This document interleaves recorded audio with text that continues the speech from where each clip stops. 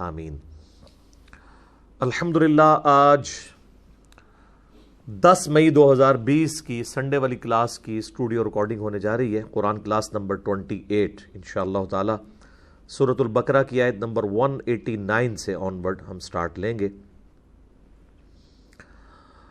अऊज़ु बिल्लाहि मिनश शैतानिर रजीम, बिस्मिल्लाहिर रहमानिर रहीम। यसअलूनका अनिल अहिल्लाह, और ए महबूब सल्लल्लाहु अलैहि वसल्लम ये आपसे पूछते हैं चांद के घटने और बढ़ने से मुतालिक। ये चांद क्यों घटता और बढ़ता है? तो ये अल्लाह ताला ने एक आसमान में एक कैलेंडर लटकाया हुआ है, चांद का घटना और बढ़ना। इसके ऊपर मेरी एक डिटेल्ड वीडियो भी आई थी, एक यूट्यूब के ऊपर रखी हुई है, ल्यूनर कैलेंडर और सोलर कैलेंडर के एतबार से मैंने उसमें डिटेल गुफ्तगू की थी। आज मैं उस डिटेल में नहीं जाऊंगा। बहरहाल अगर आप चांद को देखें, जब ये पहली रात का चांद होता है तो उसको आप देखेंगे तो उसकी ये शक्ल होती है, कैमरे की तरफ से देखें बिल्कुल बारीक सी कमान की शक्ल। फिर वो आस्ता आस्ता मोटा होना शुरू होता है, हत्ता कि ये हाफ सर्कल बन जाता है, जिसे सेमी सर्कल कहते हैं। ये बनता है 7 दिन जब मुकम्मल होते हैं, और जब एग्जैक्ट 14 दिन हो जाते हैं ये पूरा बन जाता है। फिर ये यहाँ से घटना शुरू हो जाता है, हत्ता कि ये जब 21 दिन होते हैं तो यहाँ से सेमी सर्कल होता है, और बिल्कुल आखिर में पहुँच के ये इस तरह बिल्कुल कल वो जो आता है ना सूरह यासीन के अंदर, जैसे एक खजूर की टहनी होती है ना, उस शक्ल में आ जाता है। तो टहनी से स्टार्ट हो गए टहनी पे पहुँचता है।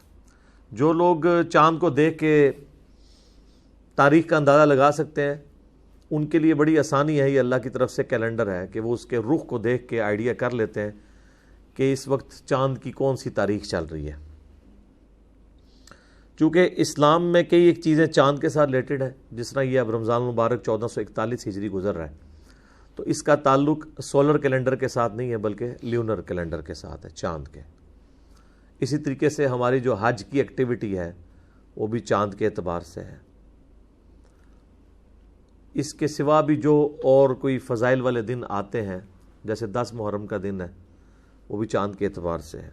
यौम अरफा है, अयाम तशरीक है, ये सब के सब इसके साथ जुड़े हुए हैं। 12 रबीउल अव्वल है।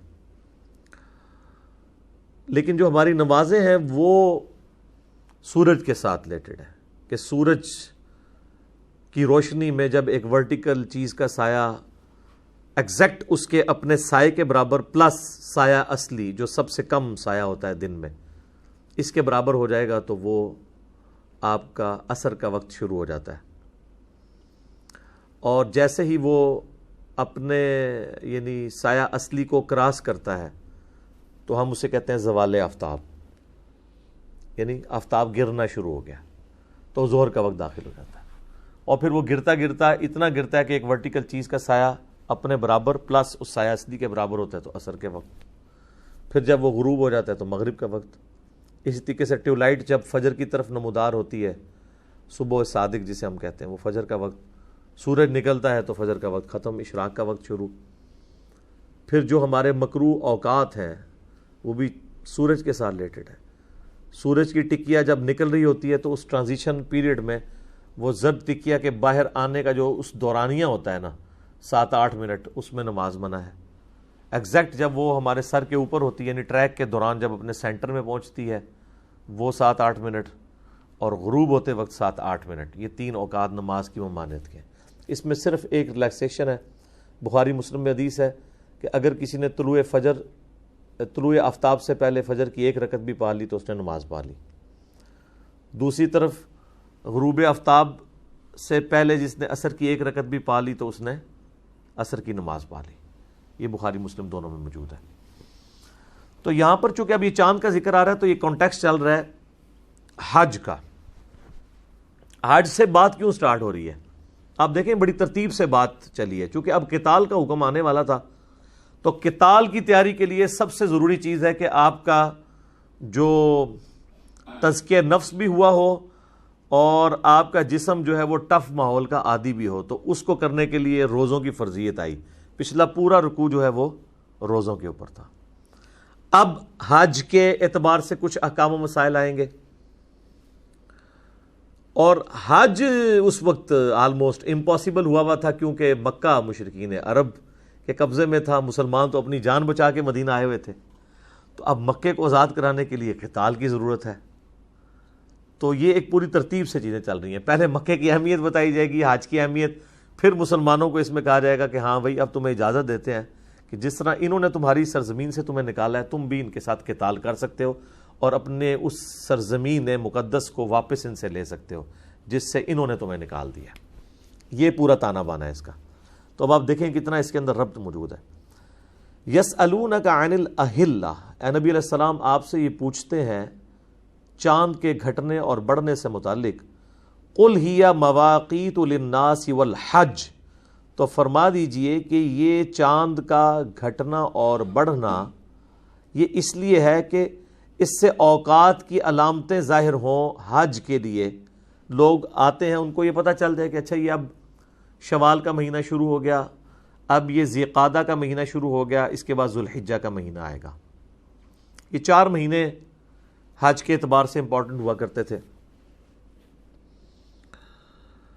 محرم کے فوراً بعد شوال، اور پھر اس کے بعد ذی قعدہ، اور پھر ذو الحجہ، یعنی رمضان المبارک کے فوراً بعد شوال، ذی قعدہ اور ذو الحجہ۔